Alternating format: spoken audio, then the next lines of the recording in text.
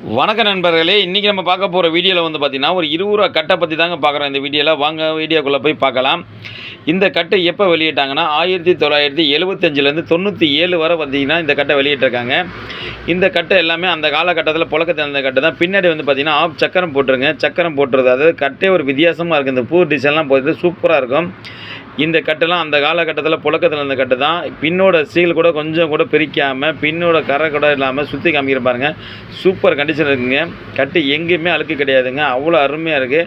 இந்த கட்டெல்லாம் வெளியிட்ட வருஷம் வந்து பார்த்திங்கன்னா கிட்டத்தட்ட 50 வருஷம் ஆகிப்போச்சு. இன்னமும் வந்து பார்த்திங்கன்னா பழமை மாறாமல் சூப்பர் கண்டிஷன் இருக்குங்க.